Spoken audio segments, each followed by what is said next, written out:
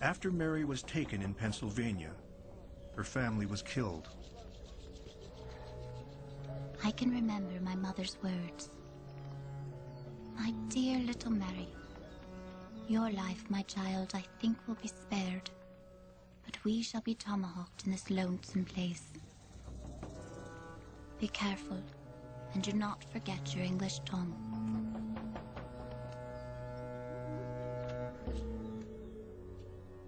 Mary was taken to a Seneca village and adopted into the tribe.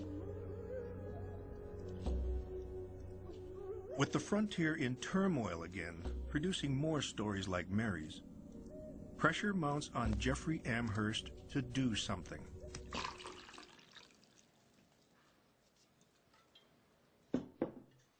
Amherst is short of money, he's short of men, and he's not getting much help from the colonial legislatures. Now Sir Geoffrey raises the possibility of a weapon he would never consider using against a European foe. Could it not be contrived to send the smallpox among those disaffected tribes of Indians? We must on this occasion use every stratagem in our power to reduce them. We would do well to try to infect the Indians by means of blankets, as well as to try every other method that can serve to extirpate this execrable race.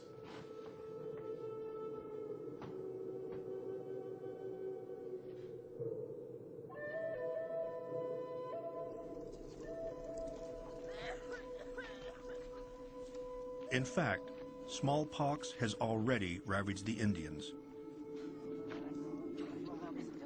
Amherst's orders make little difference.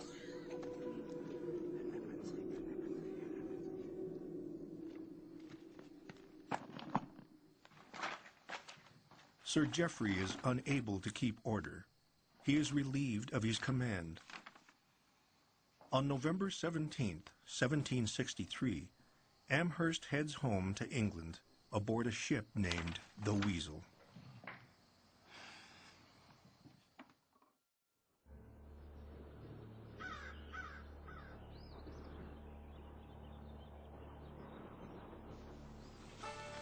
Although Indian raids have subsided, the Pennsylvania frontier remains tense.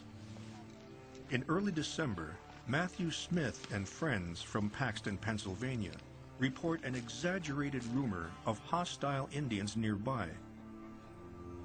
In fact, the Indians of Conestoga are peaceful farmers. We cautiously crawled to get a view. I saw Indians armed. They were strangers. They outnumbered us by dozens.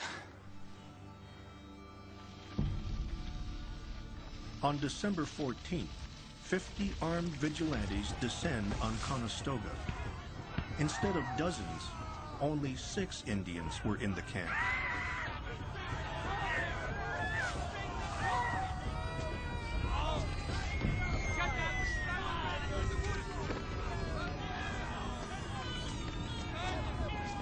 They tracked down 14 more who have escaped and slaughtered them too, scalping the children for effect.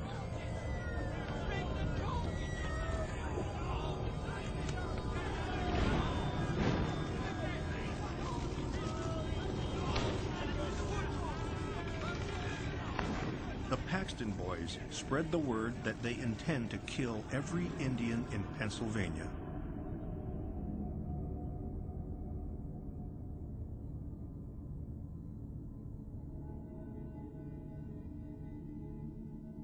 In an effort to end the bloodshed, the British and the Ohio Indians establish a truce. A treaty is signed and hundreds of captives taken by Indians are returned, some against their will.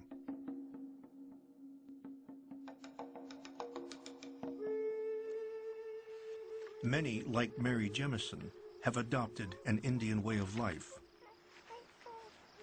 I had been with the Indians 4 summers and 4 winters. Shaninji and I were married according to Indian custom.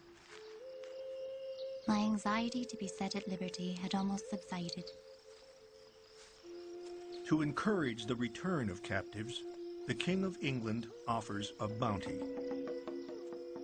In Mary, a neighboring Dutchman sees a chance to make some money.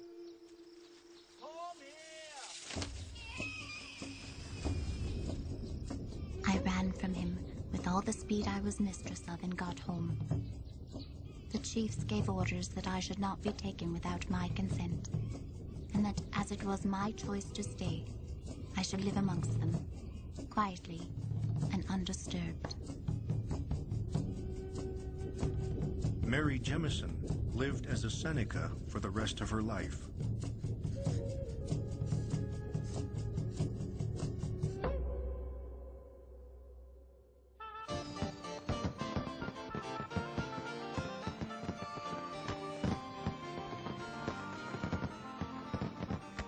In February 1763, Britain and France signed the Treaty of Paris, ending at last the 7 Years' War. King George III now rules more territory across the globe than was ever held by the Roman Empire. But the territory in North America is now so vast, the British must find a new way to manage it. The king issues the Royal Proclamation of 1763. Among its provisions is a new boundary. The proclamation goes even further than the Treaty of Easton, asserting that all lands west of the Appalachians, the heart of the continent, are reserved for the Indians. And yet, more immigrants than ever are settling in the backcountry. In the 1760s, the Ohio country plays host to a new migration from Britain and other parts of Europe. Newcomers cut their way into North America's interior, often marking the corners of their land claims with their initials. The migration was fueled by letters from friends and relatives who had served with British forces during the French and Indian War. Colonials had been fighting for access to the continent's vast interior. After all, that's what they thought the war was all about.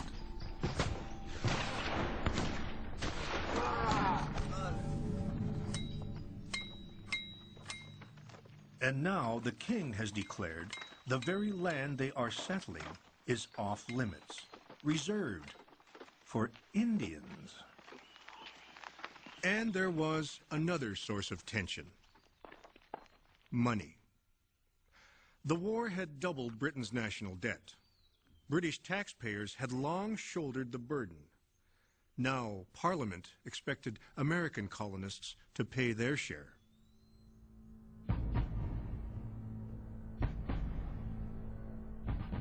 A small tax on paper, the Stamp Act, causes an unexpectedly violent reaction in the colonies. Riots break out. Tax officials are burned in effigy and forced from their jobs. The tax is widely ignored. Why is the reaction so incendiary? The root of colonial frustrations can be traced to the French and Indian War. As far back as 1755, General Braddock had met resistance when he demanded the colonists pay toward the cost of the war. You cannot tell me you have not the power to make these little assemblies do the king's will. The relationship changed when William Pitt became the king's prime minister and treated the colonists with respect. Letters, gentlemen, from London. They had been happy to contribute to the war effort as long as they were considered full partners in the empire